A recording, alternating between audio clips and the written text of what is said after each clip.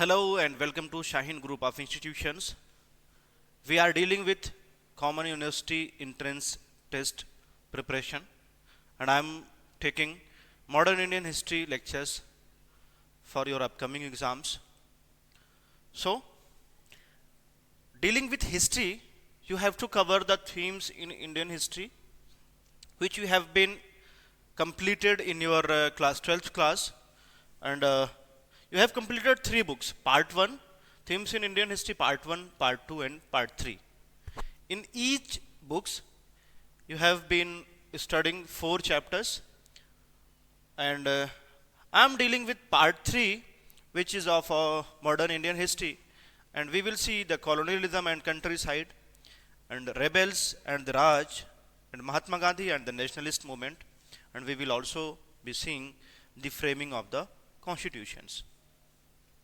I would take 2 to 3 classes per chapters, and we will complete all these chapters in a very detailed manner, and we will also study these chapters according to the syllabus and the previous year question papers of Common University Entrance Test. So be confident that I will provide everything you need for cracking this examination, and be with us throughout whole journey, and I assure you that you will get admission in prestigious central universities for your history courses. So let's start our discussion. Our first chapter will be colonialism and the countryside.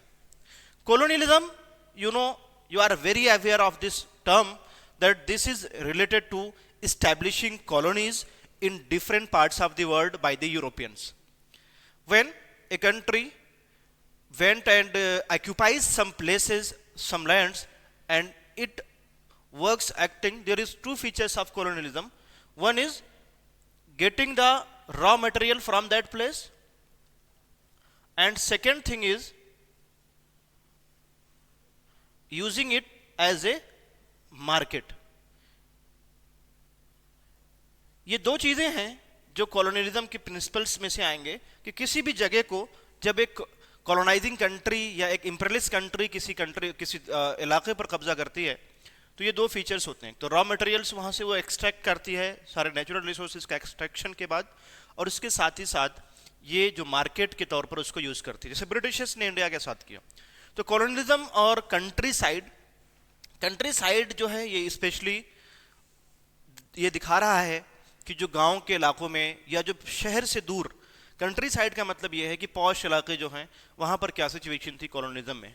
तो इस chapter में हम लोग कई सारे अलग अलग topics को देखेंगे, जो हम लोग टॉपिक्स कवर करने वाले हैं इन लेक्चर्स में इस चैप्टर के अंदर.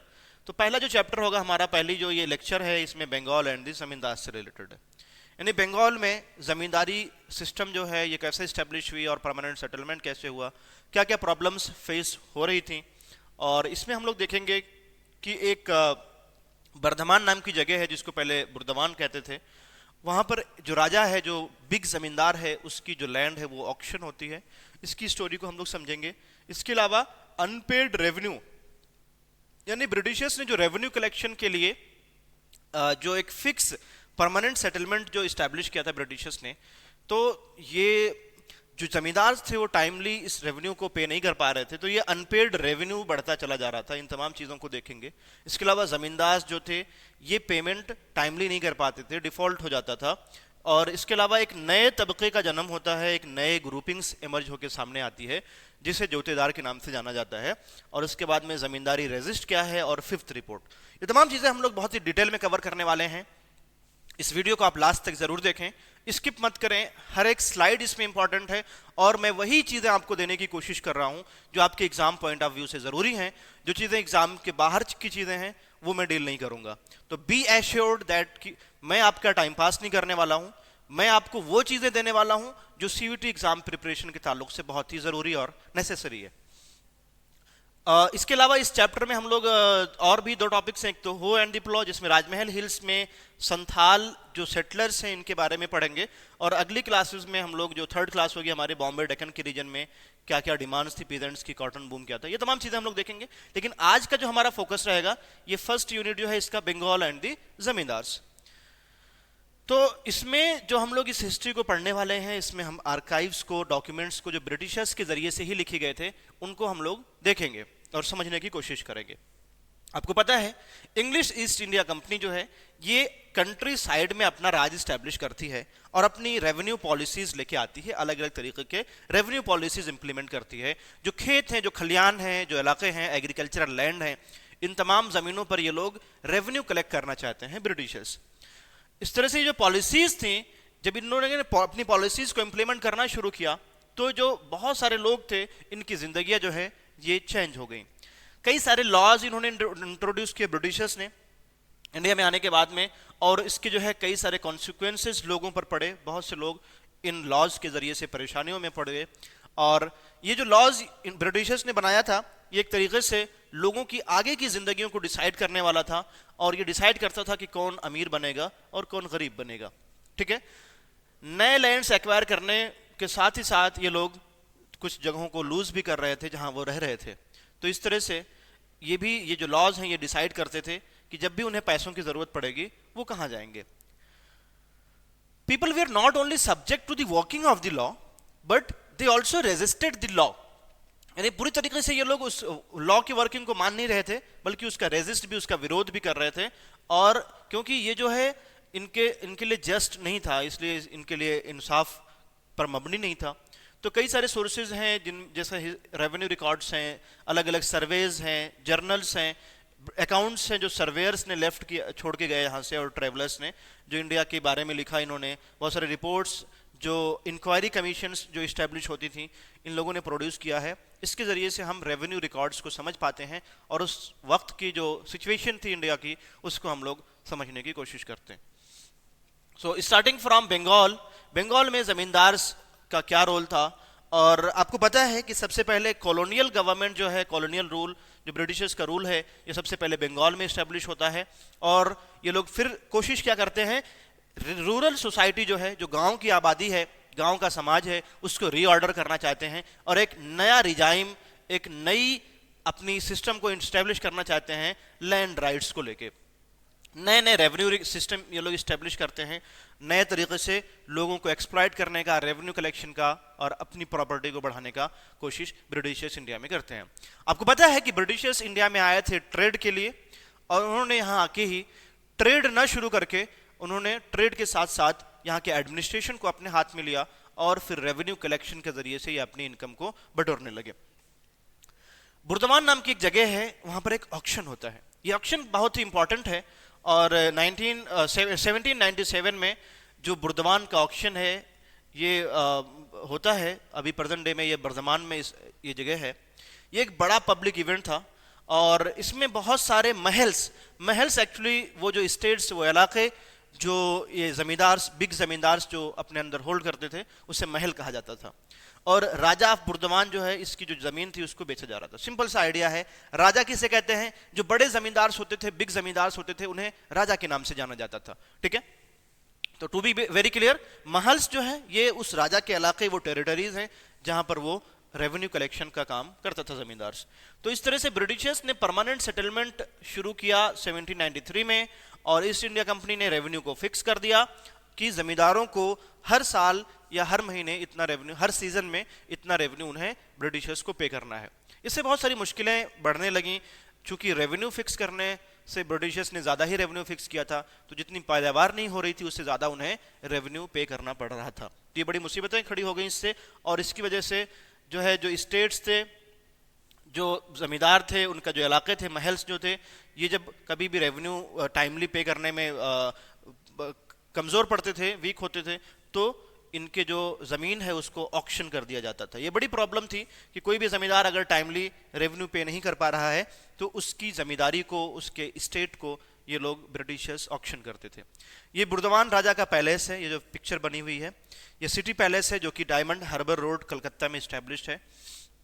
ये 19th सेंचुरी के जो बिग जमींदार थे वो इस तरह के महलों में रहा करते थे, और एक बड़ा इनका बॉलरूम, लार्ज ग्राउंड्स और एंट्रेंस पोर्चेस होते थे जिनको कई सारे कॉलम से सपोर्ट किया जाता था। तो ये एक तरह से एक डिजाइनिंग है, एक ये पिक्चर है जो बुर्दवान राजा के महल की फोटो है। तो बुर्दवान राजा के साथ क्या हुआ आगे देखते हैं।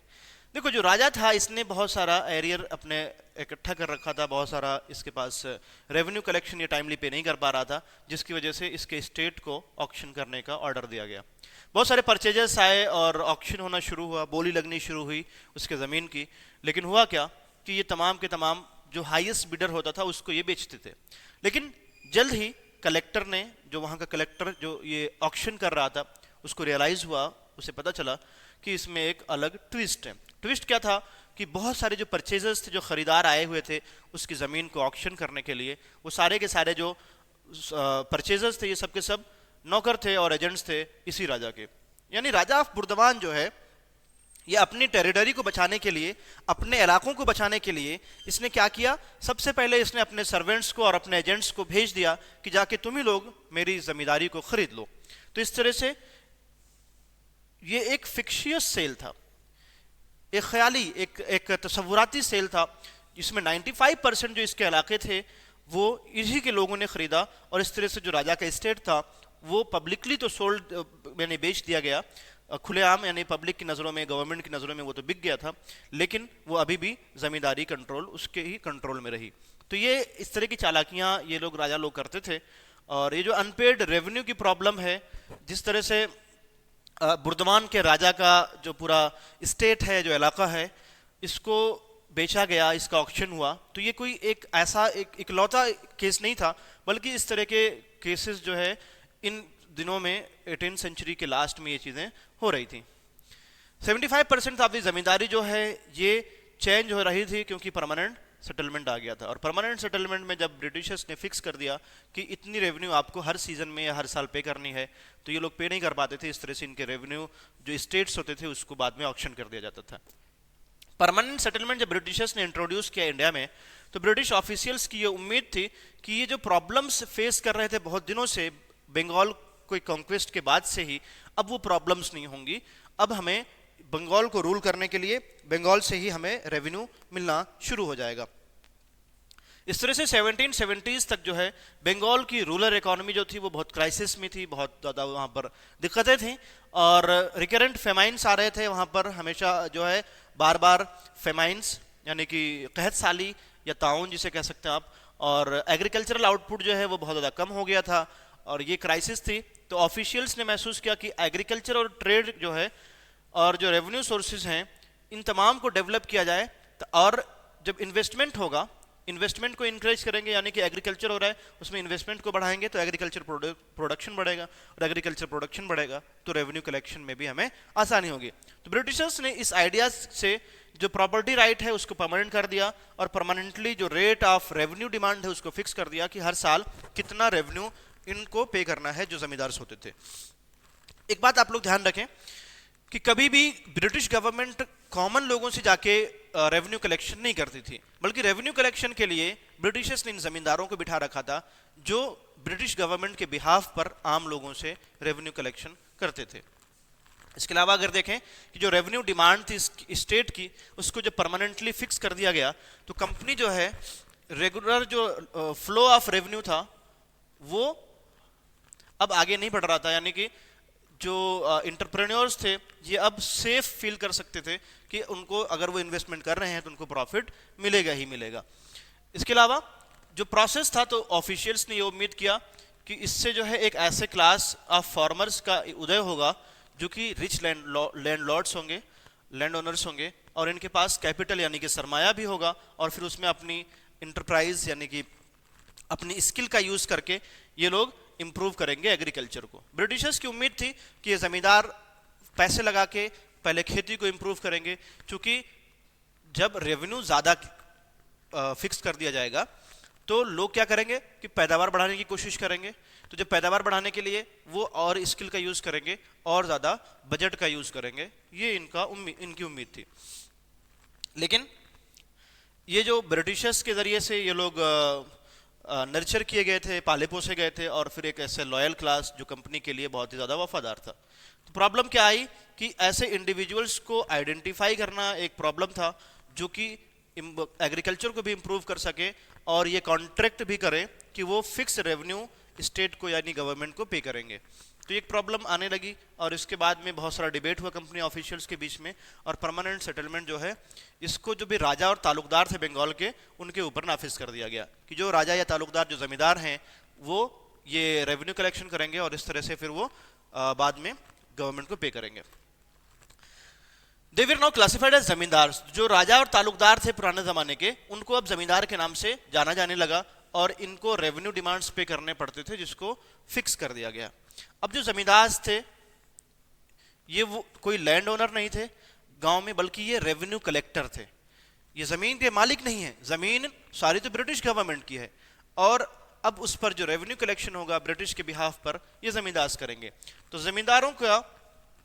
जमींदारों के पास बहुत सारे गांव होते थे, कुछ केसेस में 400 विलेजेस हैं, और फिर कंपनी कैलकुलेशंस के हिसाब से एक जमींदारी बनाई जाती थी जिसको एक रेवेन्यू स्टेट कहते थे, यानी कई सारे गांवों को, छोटे बड़े गांवों को मिलाकर एक जमींदारी बनाई जाती थी। मैक्सिमम यहाँ पर 400 विलेजेस एक जमींदारी में देखे गए हैं। फिर कंपनी की जो टोटल डिमांड होती थी वो फिक्स कर देते थे पूरे एंटायर स्टेट का, और फिर जमींदार को जो भी कॉन्ट्रैक्ट उस साइन करता था उतना उसे पे करना पड़ता था। यानी कि हर साल जमींदार को, या हर सीजन में, या जब ये लागू किया गया उस साल, जमींदारों को बुला के उनसे कहा गया कि आपके पास इतने गांवों की जमींदारी है और फिर उन गांवों से रेवेन्यू कलेक्शन का काम आप करेंगे। ठीक है, तो ये कॉन्ट्रैक्ट हो जाता था। इस तरह से जो जमींदार थे ये रेंट कलेक्ट करते थे अलग अलग गाँवों से, और इस तरह से बाद में वो रेवेन्यू कंपनी को पे कर देते थे। इस तरह से इनकम में डिफरेंस जो बचता था उसको ये अपने पास रख लेते थे। यानी कि मान लीजिए उसने 11 रुपए कलेक्ट किया किसानों से और 10 रुपए ब्रिटिश गवर्नमेंट को भेज दिया, और 1 रुपये जो बचा वो उनको प्रॉफिट के तौर पे अपने पास रख लेते थे। इस तरह से ही वॉज एक्सपेक्टेड टू पे the company regularly. Regular payment जरूरी था, और अगर कोई फेल होता था रेगुलर पेमेंट करने में तो जो स्टेट है उसकी जो टेरिटरी होती थी उसको ऑक्शन कर लिया जाता था। तो ये मसाइल खड़े होने शुरू हुए। चार्ल्स कॉर्नवालिस है जिसने 1738 से 1805 तक इसका टाइम पीरियड है, और ये पेंटिंग जो है 1785 में पेंट किया गया था थॉमस गेन्सब्रो के जरिए से। ये कमांडर थे ब्रिटिश फोर्सेस की जब अमेरिकन वॉर ऑफ इंडिपेंडेंस हुआ था। आपने 11th क्लास में पढ़ा होगा American war of independence world history में। ये गवर्नर जनरल थे बंगाल के, और इन्होंने ही परमानेंट सेटलमेंट 1793 में इस्टेब्लिश किया था। तो ये बहुत ही इंपॉर्टेंट पर्सनालिटी हो जाते हैं चार्ल्स कॉर्नवालिस, जिन्होंने परमानेंट सेटलमेंट को इंडिया में स्टार्ट किया था। इसके अलावा अगर हम लोग देखें, अगला टॉपिक जो हमारा रहेगा वो है why zamindars defaulted on payments. एक बड़ी जो परेशानी देखने को मिलती है कि जमींदार जो है वो टाइमली रेवेन्यू पे नहीं कर पा रहे हैं। तो इसके रीजंस क्या थे ये हम लोग देखने की कोशिश करेंगे। कंपनी ऑफिशियल्स ने जब फिक्स रेवेन्यू डिमांड अपना फिक्स कर दिया था तो जमींदारों को एक सिक्योरिटी आ गई थी कि अब ये जमींदारी मेरी है, जब तक मैं अच्छे से काम करूंगा, जब तक मैं अच्छे से रेवेन्यू पे करता रहूंगा तो ये जमींदारी मेरे पास बनी रहेगी। और इस तरह से उनको ये भी एश्योरेंस थी कि उनको इन्वेस्टमेंट का रिटर्न भी मिलेगा।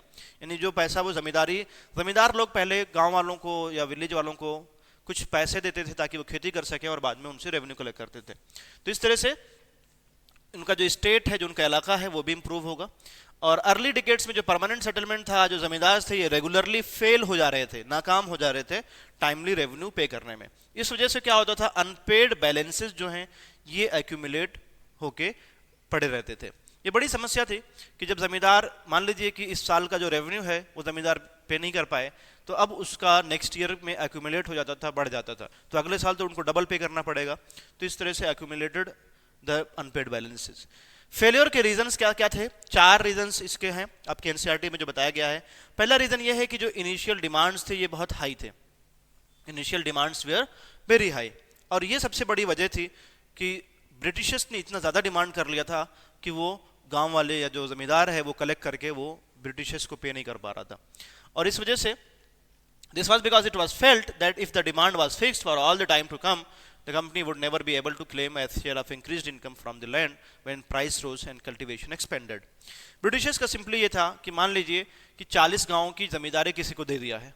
अब 40 गांवों की जमींदारी में जो खेतियां हो रही हैं वो तो अब परमानेंटली फिक्स हो गया है, वो कई सालों के लिए फिक्स हो जाता था। अब कई सालों तक फिक्स है तो गवर्नमेंट बीच में जो लोगों की इनकम बढ़ेगी, जो पैदावार बढ़ेगी, तो अब गवर्नमेंट उसको इंक्रीज नहीं कर सकती है। मान लीजिए कि इस साल 2024 में, एक फॉर एग्जांपल मैं एक एग्जांपल पेश कर रहा हूं कि 2024 में मान लीजिए कि पूरा जो टोटल पैदावार है वो 1,000 रुपए का हो रहा है, ठीक है। तो ब्रिटिशर्स ने क्या किया कि 1,000 रुपए मान लीजिए उन्होंने 1,000 रुपए पर 100 रुपए इन्होंने रेवेन्यू कलेक्शन या 500 इन्होंने लगा दिया कि रेवेन्यू आपको कलेक्ट करना है। सपोज दैट कि नेक्स्ट ईयर 2025 में ये पैदावार बढ़कर 2,000 हो गई। अब आप पूछेंगे कि 2,000 कैसे हो गई? ये इसलिए क्योंकि लोगों ने खेती पर काम किया, मेहनत किया और नए जंगलों को साफ करके भी, नए पास्चर लैंड को साफ करके उसको एग्रीकल्चरल लैंड में तब्दील किया, चेंज किया। तो इसकी वजह से जो अभी उनका प्रोडक्शन था, ये प्रोडक्शन इंक्रीज हो गया। और जब प्रोडक्शन इंक्रीज हो गया तो चूंकि गवर्नमेंट ने पहले से 500 ही फिक्स किया है, तो अब गवर्नमेंट इनसे एक्स्ट्रा नहीं मांग सकती है, तो 500 ही मांगेगी क्योंकि परमानेंटली फिक्स हो जाता है 10 सालों के लिए। तो अब ब्रिटिशर्स ने पहले से ही क्या किया, पहले से एज्यूम कर लिया कि 2 साल के बाद में प्रोडक्शन 2,000 हो जाएगा। तो पहले से ही गवर्नमेंट ने क्या किया, जो डिमांड थी उसको 1,000 कर दिया। अब पहले साल जब 2024 में 1,000 रेवेन्यू डिमांड है और 1,000 की पैदावार ही हुई हो रही है, तो लोग कैसे पे करेंगे, अपने लिए क्या रखेंगे और क्या रेवेन्यू पे करेंगे? तो ये मसाइल खड़े होने लगे वेरी हाई रेवेन्यू डिमांड्स की वजह से। इसको कम करने के लिए जो है रेवेन्यू डिमांड्स जो है वो हाई रखा गया और इस तरह से ये जमींदारों के ऊपर बर्डन हुआ कि कैसे वो जो उस टाइम पे डिक्लाइनिंग प्रोडक्शन था, एग्रीकल्चर प्रोडक्शन, तो वो टाइमली पे नहीं कर पा रहे थे। सेकंड जो इशू था कि जो हाई डिमांड इंपोज किया था ब्रिटिशर्स ने, ये 1970-90s में हुआ था, ठीक है। ये एक ऐसा वक्त था जब एग्रीकल्चरल प्राइसेस जो हैं ये काफी डिप्रेस हो रही थी, डाउन हो रही थी, ठीक है। और रॉयट्स के लिए, रॉयट्स मतलब होता है किसान, पीजेंट्स, तो किसानों के लिए दिक्कत थी कि जमींदारों को जो ड्यू है वो पे कर सकें। तो जमींदार रेंट कलेक्ट नहीं कर पा रहे थे क्योंकि मान लीजिए कि 100 क्विंटल गेहूं पैदावार हो रहा है और 100 क्विंटल गेहूं की जो कीमत है वो 10 रुपए किलो है। तो कितना हुआ, इंटू 10, 1,000 हुआ इनका इनकम, टोटल इनका प्रोडक्शन ही 1,000 का हुआ। और चूंकि गवर्नमेंट ने 1,000 उन पर रेवेन्यू भी लगा रखा है, तो रेट कीमतें कम होने की वजह से भी लोग रेवेन्यू पे नहीं कर पा रहे थे। यही अगर 20 रुपए क्विंटल अगर ये गेहूं की कीमत होती तो ये 2,000 रुपये इनकम हो जाता इनका। फिर 1,000 जब गवर्नमेंट ने उन पर रेवेन्यू लगाया है तो आसानी से पे कर सकते थे। तो लो जो कीमतें जो हैं सामानों की वो कम थे, इस वजह से भी दिक्कतें हो रही थी, रेवेन्यू टाइमली पेमेंट नहीं हो रहा था। इसके अलावा रेवेन्यू वाज इनवेरिएबल, यानी कैसी भी सिचुएशन हो रेवेन्यू जो है वो इनवेरिएबल है, वो पे नहीं की जा सकती है। मतलब रेवेन्यू जो है वो इनवेरिएबल था, चेंज नहीं हो रहा था, यानी एक बार गवर्नमेंट ने फिक्स कर दिया वही फिक्स रहेगा। तो हार्वेस्ट कैसी भी हो, फसल कैसी भी हो, उससे कोई। तो थर्ड चीज जो है, थर्ड जो रीजन था कि रेवेन्यू जो है इनवेरिएबल था, यानी रेवेन्यू चेंज नहीं हो सकता था, जो एक बार फिक्स कर दिया वही फिक्स रहता था। अब हार्वेस्ट यानी फसल कैसी भी हो, कम पैदावार हो या ज्यादा पैदावार हो, इससे कोई मतलब नहीं है, जो रेवेन्यू पहले से फिक्स किया गया था वो पे करना ही है। तो इस वजह से ये पंक्चुअली ये लोग पे नहीं कर पाते थे। और एक जो सनसेट लॉ ब्रिटिशर्स ने लेके आए थे, सनसेट लॉ, यानी जिस डेट को रेवेन्यू पे करना है उसके सनसेट से पहले ही पहुंच के रेवेन्यू को जमींदारों को ये ब्रिटिश गवर्नमेंट के हवाले करना होता था। तो इसमें भी लेट होता था, जिसकी वजह से ऑक्शन हो जाती थी उनकी टेरिटरीज। फोर्थ रीजन जो है कि परमानेंट सेटलमेंट जो है, इसमें शुरू में जमींदारों के जो पावर्स थे वो लिमिटेड थे और इस तरह से इनको रेंट कलेक्ट करना, जो भी किसान होते थे, और इस तरह से अपनी जमींदारी को मैनेज करना है। कंपनी ने बाद में जमींदारों की इंपॉर्टेंट को, उनकी अहमियत को समझा और इस तरह से वो उन्हें कंट्रोल करना चाहते थे। देखो जमींदार इंपॉर्टेंट हैं ये बात तो पता था, लेकिन जमींदारों को ये अपने कंट्रोल में रखना चाहते थे, उनको रेगुलेट करना चाहते थे और वो नहीं चाहते थे कि जमींदारों की अथॉरिटी बहुत ज़्यादा बढ़े, इसलिए उनकी ऑटोनॉमी को रेस्ट्रिक्ट करने थे ब्रिटिशर्स। जमींदार के जो ट्रूप्स थे, जो इनकी फौज होती थी जमींदारों की, जो इनकी एक अपनी पुलिस होती थी, उसको डिसबैंडन कर दिया गया, ख़त्म कर दिया गया। कस्टम ड्यूटीज़ जो थी वो एबॉलिश कर दी गई और जो इनके कचहरीज यानी कि कोर्ट हुआ करते थे जमींदारों को, उसको भी कलेक्टर के सुपरविजन में रख दिया गया और ये कलेक्टर जो है ये कंपनी के जरिए से अपॉइंट होता था। जमींदारों ने अपनी पावर को खो दिया और जो लोकल जस्टिस है इसको ऑर्गेनाइज करने की पावर थी इनकी, या लोकल पुलिस ये लोग मैनेज करते थे, तो ये प्रॉब्लम्स क्रिएट होनी शुरू हुई। टाइम के साथ साथ कलेक्ट्रेट जो है ये एक अल्टरनेटिव सेंटर ऑफ अथॉरिटी के तौर पर इमर्ज होता है और इसमें जो जमींदार हैं इनकी जो राइट्स है इसको काफ़ी रेस्ट्रिक्ट कर दिया जाता है। और जिस तरह से आपने देखा कि जैसे राजा जो है वो रेवेन्यू फेल करने में, अगर रेवेन्यू पे करने में फेल हो जाता है तो कंपनी ऑफिशियल्स बहुत तेज़ी के साथ उसकी ज़मींदारी को डिस्पैच करते हैं और इंस्ट्रक्शंस देखते हैं कि डिस्ट्रिक्ट का जो चार्ज है वो उसकी ज़मींदारी से ले लें, और इस तरह से वो काफ़ी अफेक्टेड रहते थे। इसके अलावा रेंट कलेक्शन के टाइम पर जो ज़मींदार के ऑफिसर्स होते थे, जिन्हें आमतौर से अमला कहा जाता था, ये गांव में आते थे लेकिन कलेक्शन जो है हमेशा प्रॉब्लमेटिक रहता था। तो आमला एक टर्म है, ये जो ज़मींदार के ऑफिसर्स होते थे जो रेंट कलेक्ट करते थे, इन्हें आमला के नाम से जाना जाता है। बाज़ दफ़ा क्या होता था कि जो फसल होती थी, जो हार्वेस्ट होती थी, ये ख़राब होने की वजह से प्राइसेस लो होते थे, और इस वजह से जो रॉयट्स हैं, किसान हैं, वो डिफ़िकल्टी होती थी उन्हें रेवेन्यू पेमेंट में। इसके अलावा जो किसान हैं, रॉयट्स हैं, ये जानबूझकर कभी कभी डिले भी करते थे। तो एक तो प्रॉब्लम थी कि टाइमली पे नहीं कर पाना, और दूसरी चीज़ क्या है कि ये खुद से भी कभी कभी जानबूझ के रेवेन्यू पे करने में लेट करते थे, डिले करते थे।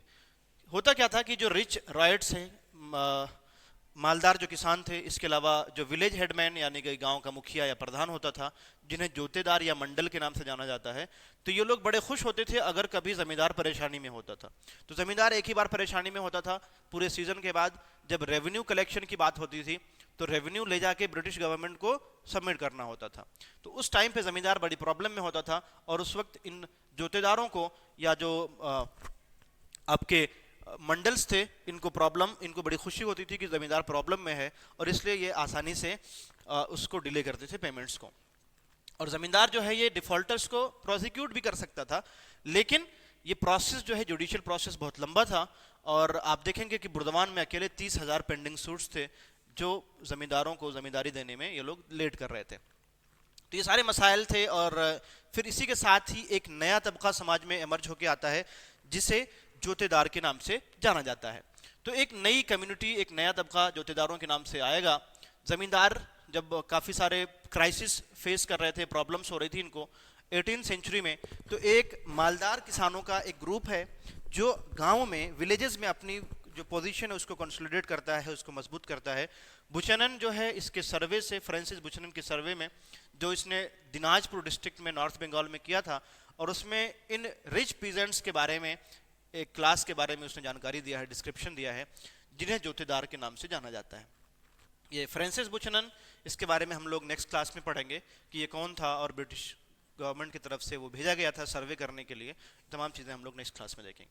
तो जोतेदार एक नया क्लास आता है, और 19th सेंचुरी की शुरुआत में जो जोतेदार है, इसने ज़मीन का एक बहुत बड़ा भूभाग अपने कब्जे में ले लेता है, जो कि कई 1000 एकड़ में होता है, और ये अपने कब्जे में लेके इसकी खेती करना शुरू करता है, और इस तरह से लोकल ट्रेड को भी ये कंट्रोल करना शुरू कर देते हैं। और इनका जो काम है वो मनी लेंडिंग का काम, और इसके अलावा जो कल्टीवेटर्स हैं, गरीब किसान हैं, उनको कंट्रोल करना हर तरीके से, उनके ऊपर पावर का यूज़ करके।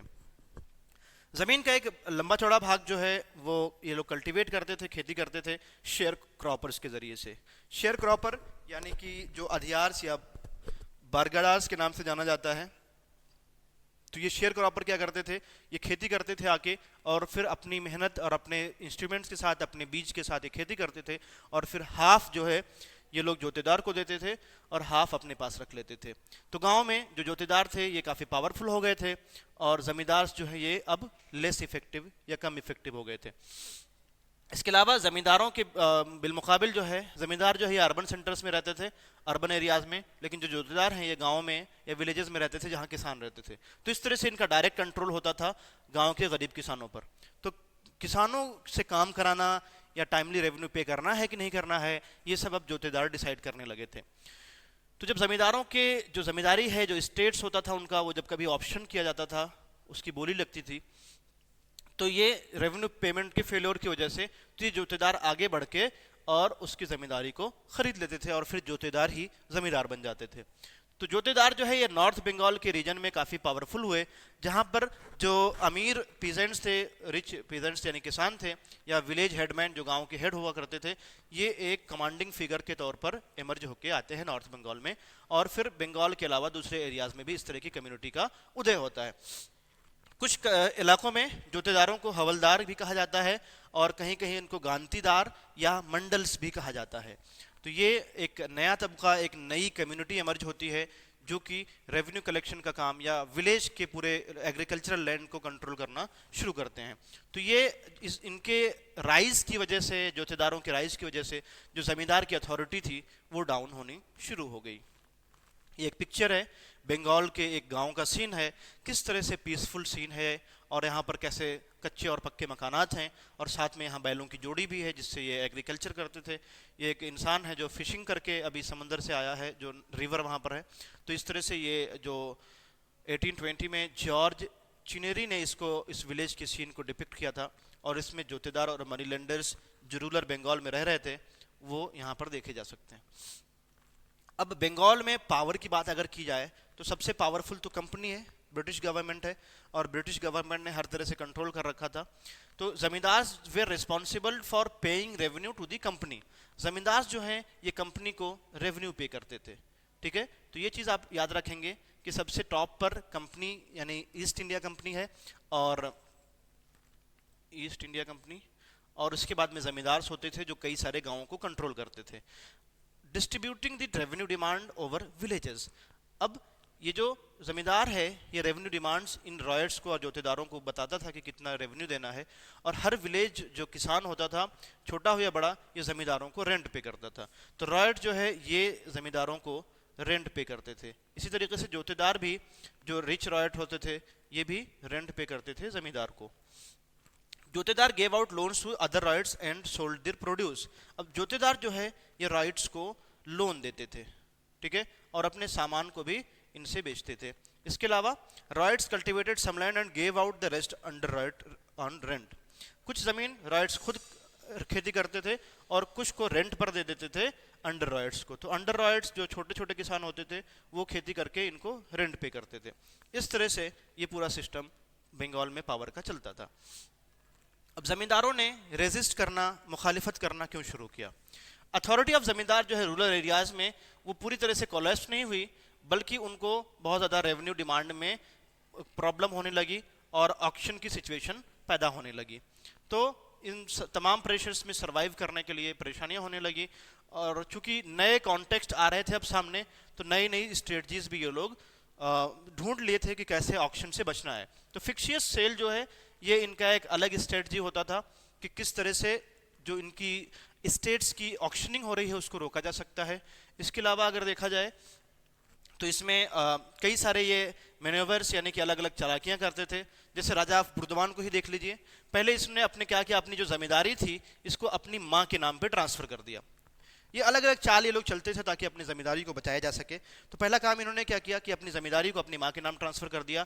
चूंकि कंपनी ने एक फरमान जारी कर रखा था कि कोई भी वुमेन की प्रॉपर्टी को कॉन्फिस्केट नहीं किया जाएगा, उसको टेक ओवर नहीं किया जाएगा। तो इस तरह से ही राजा ऑफ बुर्दवान जो है ये अपनी टेरिटरी को बचाने में कामयाब होते हैं। सेकंड जो मूव है, सेकंड जो एक तरीका इन लोगों का होता था कि जो एजेंट्स होते थे ये ऑक्शन को मैनिपुलेट करते थे।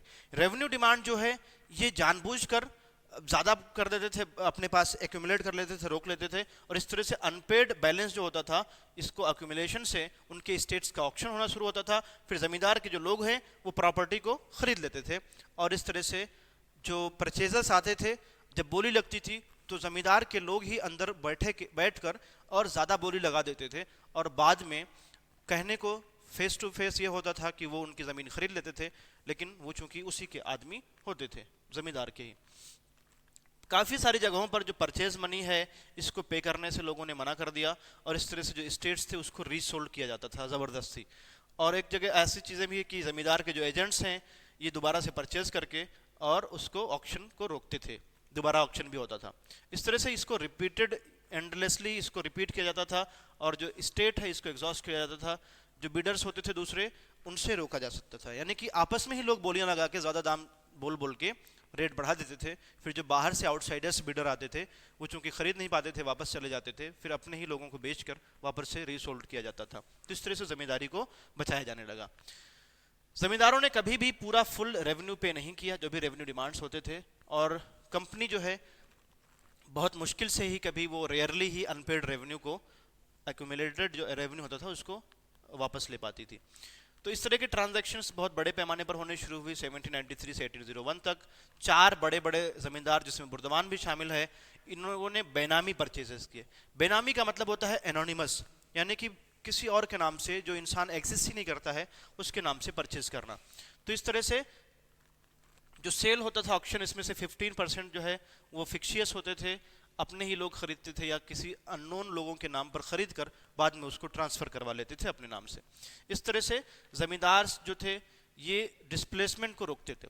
और जो आउटसाइड जमींदारी के लोग होते थे जो खरीदते थे, तो जब ऑक्शन होता था तो ये कभी भी ऐसा कभी कभी होता था कि वो अपने पोजेशंस, यानी मान लीजिए बाहर का कोई इंसान आके किसी की जमींदारी को खरीद लेता है, तो उसको उसका कंट्रोल नहीं मिल पाता था, और जो जमींदार के एजेंट्स होते थे वो उन पर लाठियों के जरिए से अटैक कर देते थे। लठियाल्स ये ग्रुप होता था जो जमींदार लोग अपने अंडर में रखते थे, और इनका काम क्या होता था कि कभी भी कोई आउटसाइडर अगर उनके टेरिटरी पर कब्जा करता था तो उसको लाठियों से मारना शुरू कर देते थे। तो कई बार ऐसा होता था कि जो रॉयट्स हैं, जो किसान हैं, जो ज़मींदारी के अंडर में काम कर रहे थे, वो लोग भी रेजिस्ट करते हैं, मुखालफत करते हैं आउटसाइडर्स के एंट्री को। तो इस तरह से जो ज़मींदार की ज़मींदारी है वो बची रह जाती है। और इसमें जो जब भी किसी ज़मींदार की ज़मींदारी को सेल किया जाता है तो उसमें जो उसकी पहचान होती है, उसका प्राइड होता है, वो भी उससे डिस्टर्ब हो जाता है।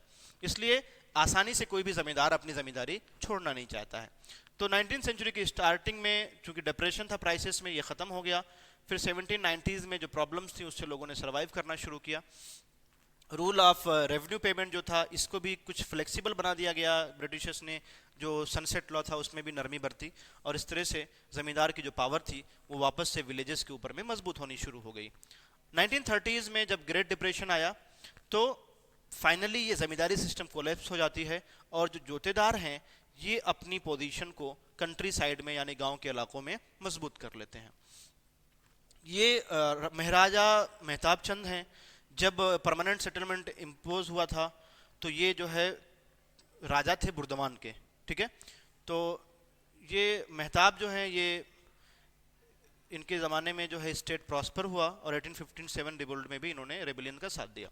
अब लास्ट टॉपिक हमारा 5th रिपोर्ट का, कि बहुत सारे चैलेंजेस जो हुए इनको डॉक्यूमेंट किया गया है, अलग अलग रिपोर्ट्स में लिखा गया है, और इसी तरीके का एक रिपोर्ट है जिसे 5th रिपोर्ट के नाम से जाना जाता है, जो ब्रिटिश पार्लियामेंट में 1813 को पेश किया गया था। 5th जो सीरीज है रिपोर्ट्स की, कई सारे रिपोर्ट्स पेश किया जाता था ब्रिटिश पार्लियामेंट में, तो ये 1813 जो में ये रिपोर्ट पेश किया गया 5th वाला रिपोर्ट, इसी को हम 5th रिपोर्ट के नाम से जानते हैं। ये administration and activities of the east India company in India के नाम से ये रिपोर्ट थी, जिसको 5th रिपोर्ट के नाम से जाना जाता है। 1002 पेजेस का ये पूरा रिपोर्ट है, जिसमें 800 पेजेस को अपेंडिसेस के तौर पे लगाया गया है, और इसमें ज़मींदारों की पिटीशंस को रिप्रोड्यूस किया गया है, किसानों के पिटीशंस को रिप्रोड्यूस किया गया है, जो कलेक्टर्स के रिपोर्ट थे अलग अलग डिस्ट्रिक्ट से उसको भी इसमें लिखा गया है। इसके अलावा स्टेटिस्टिकल टेबल्स भी उसमें दिए गए हैं जो रेवेन्यू रिटर्न्स के हैं, और साथ ही साथ रेवेन्यू और जुडिशियल एडमिनिस्ट्रेशन जो बंगाल और मद्रास में थी उस पर भी इसमें नोट्स लिखे गए हैं। तो इस तरह से देखा जाए तमिलनाडु के रीजन में भी जो चीज़ें हो रही थी ये इन ऑफिशियल्स के जरिए से इन रिपोर्ट में शामिल किया गया था। तो 5th रिपोर्ट जो है ये एक्चुअली एक ऐसी रिपोर्ट है जो 5वीं रिपोर्ट पेश की गई थी ब्रिटिश पार्लियामेंट में, और इसमें यहाँ की सिचुएशन के बारे में, यहाँ की प्रॉब्लम्स के बारे में लिखा गया था। इसके अलावा अगर देखा जाए कि कई सारे ग्रुप्स थे ब्रिटेन में जो ईस्ट इंडिया कंपनी के मोनोपोली को अपोज कर रहे थे। मोनोपोली का मतलब यह है कि सिर्फ एक ही कंपनी का रूल होना, एक ही कंपनी का ट्रेड बिजनेस में आगे बढ़ना। तो बहुत सारी कंपनीज जो ब्रिटेन में थी वो लोग ईस्ट इंडिया कंपनी का अपोज भी कर रहे थे कि इन्हीं को क्यों मोनोपोली है इंडिया और चाइना के ट्रेड का। तो ये लोग चाहते थे, ये ग्रुप चाहते थे कि रॉयल चार्टर जो 1813 में आया था जिसकी वजह से मोनोपोली दी गई थी, इसको ये चैलेंज करना चाहते थे। कई सारे प्राइवेट ट्रेडर्स जो है ये एमर्ज हो रहे थे, तो ये चाहते थे कि इनको भी इंडिया के ट्रेड में शेयर मिले, उन्हें भी मौका मिले कि वो इंडिया में ट्रेड करें। इस तरह से इंडस्ट्रियलिस्ट जो थे ब्रिटेन में भी ये भी चाहते थे कि इंडियन मार्केट में अपना कब्जा बनाएं और ब्रिटिश मैन्युफैक्चरर्स के तौर पर वो यहाँ पर उभर के सामने आए। तो कई सारे पॉलिटिकल ग्रुप्स ने यह भी आर्ग्यू किया कि जो बंगाल कॉन्क्वेस्ट हुआ था ये सिर्फ ईस्ट इंडिया कंपनी को ही बेनिफिट दे रहा है, ब्रिटिश को एज ए नेशन ये तमाम लोगों को बेनिफिट नहीं दे रहा है। तो कंपनी के बारे में, कंपनी के मिस रूल के बारे में कई सारी इन्फॉर्मेशंस और मैल एडमिनिस्ट्रेशन यानी कि मिस मैनेजमेंट की भी चीज़ें होने लगी। इसको डिबेट किया जाता था ब्रिटिश पार्लियामेंट में। जो कंपनी ऑफिशियल्स की ग्रीड, लालच और करप्शन की कहानियां भी काफ़ी सारी पब्लिसाइज हो गई थी, प्रेस में छपने लगी थी। तो तमाम मसाइल थे जिसकी वजह से ब्रिटिश ने कई सारे एक्ट्स पास किए, और इन ब्रिटिश पार्लियामेंट में ये एक्ट्स पास किया 18वीं सदी में, 18th सेंचुरी में, जिसके ज़रिए से ईस्ट इंडिया कंपनी के रूल को इंडिया में कंट्रोल किया जाने लगा, रेगुलेट किया जाने लगा। It force company to produce regularly reports, इसने कंपनी को फोर्स किया कि वो रेगुलरली रिपोर्ट्स प्रोड्यूस करेगी इंडिया में जो भी एडमिनिस्ट्रेशन वो लोग कर रहे हैं, और इस तरह से कमेटी अपॉइंट की गई ताकि वो इंडिया के अफेयर्स में, कंपनी के अफेयर्स में इंक्वायरी करें। तो फिफ्थ रिपोर्ट इसी तरीके की एक रिपोर्ट है जिसको सिलेक्ट कमेटी ने पार्लियामेंट में पेश किया था। तो इस तरह से ये जो डॉक्यूमेंट था ये ब्रिटिश पार्लियामेंट में एक तरह से काफ़ी सारा डिबेट का टॉपिक था, और ईस्ट इंडिया कंपनी के जो रूल है उसके ऊपर काफ़ी डिबेट हुआ। तो लगभग 1 सेंचुरी तक या 1.5 सेंचुरी तक फिफ्थ रिपोर्ट जो है इसने लोगों के कॉन्सेप्ट को, रूरल बंगाल में जो 18 सेंचुरी में, लेट 18 सेंचुरी में चीज़ें हो रही थी उसका कॉन्सेप्ट ये लोग प्रोवाइड करते हैं। और इसमें कई सारे एविडेंसेस भी हैं फिफ्थ रिपोर्ट में जो कि इनवैल्यूएबल हैं, जिसको हम लोग बिलीव नहीं कर सकते, काफ़ी नहीं है वो, लेकिन इन रिपोर्ट्स को हमें बहुत ध्यानपूर्वक पढ़ना चाहिए। रिसेंट रिसर्चेस आई हैं जिसके में आर्ग्यूमेंट्स हैं, कई सारे आर्ग्यूमेंट्स और एविडेंसेस पेश किए गए हैं कि फिफ्थ रिपोर्ट जो है इसको हम बिला तनकीद के हम इसको एक्सेप्ट नहीं कर सकते हैं। तो बहुत ही ध्यानपूर्वक रिसर्चर्स ने इसको एग्जामिन किया है, आर्काइव्स जो बंगाल के ज़मींदारों के थे, इसके अलावा लोकल रिकॉर्ड्स जो थे डिस्ट्रिक्ट्स के, इन तमाम को पढ़ने के बाद में रिसर्चर्स ने ये बात साबित किया है कि ये जो फिफ्थ रिपोर्ट है इसको हम लोग ब्लाइंडली हम इसको फॉलो नहीं कर सकते हैं। इसके अलावा एक ये अंदुल राज पैलेस है जिसमें दिख रहा है कि ये उस ज़माने का एक डैमेज बिल्डिंग है। तो ये सत्यजीत राय की फिल्म जो है जल सगर, ये एट्रोस्कैटिक जमींदार थे जो उनकी लिविंग स्टाइल थी वो जब डिक्लाइन होनी शुरू हुई तो उस मूवी को इस पर डिपिक्ट किया गया है। ये दिखाता है कि जो माल एडमिनिस्ट्रेशन था कंपनी में उसको क्रिटिसाइज किया जाना चाहिए, और फिफ्थ रिपोर्ट जो है इसने जमींदारी पावर के कोलैप्स को बहुत ज़्यादा एग्जैजरेट करके दिखाया है। ठीक है, इसके अलावा जो स्केल है यानी कि जो ज़मींदार लोग अपनी ज़मीनों को लॉस कर रहे थे उसको बहुत ज़्यादा बढ़ा चढ़ा के ओवर एस्टिमेट करके दिखाया गया है। और यहाँ तक कि जब ज़मींदारों की ज़मींदारी को ऑक्शन किया जाता था तो ये आसानी से डिस्प्लेस नहीं होते थे और ज़मींदार अलग अलग मेथड्स यूज़ करते थे, ये चीज़ें उसमें मेंशन नहीं की गई हैं। तो फिफ्थ रिपोर्ट एक हमें डॉक्यूमेंट के तौर पर हम उसको यूज़ कर सकते हैं, हिस्टोरियंस उसको यूज़ करते हैं, लेकिन उसको बिना किसी क्रिटिसाइज के हम उसको एक्सेप्ट नहीं कर सकते हैं। तो आज का ये पूरा जो चैप्टर रहा है हमारा ये पूरा हुआ, और हम लोग अभी नेक्स्ट क्लास में देखेंगे और दूसरी चीज़ें। आज हम लोगों ने कवर कर लिया है auction in Burdwan, problem of unpaid revenue, इसके साथ ही साथ zamindari defaulted on payment, rise of jotedar, zamindar residents and fifth report. Next class में हम लोग द हो एंड द प्लो पढ़ेंगे, राजमहल हिल्स के बारे में पढ़ेंगे। इसके अलावा संथाल एक कम्युनिटी है जो एमर्ज होकर आती है, और बुशनन के बारे में हम लोग पढ़ेंगे कि कौन था और उसने क्या रिपोर्ट्स पेश किए। थैंक्स फॉर वॉचिंग, हमारे साथ बने रहने के लिए बहुत बहुत शुक्रिया आपका। नेक्स्ट क्लास में हम फिर मिलेंगे। Thank you so much.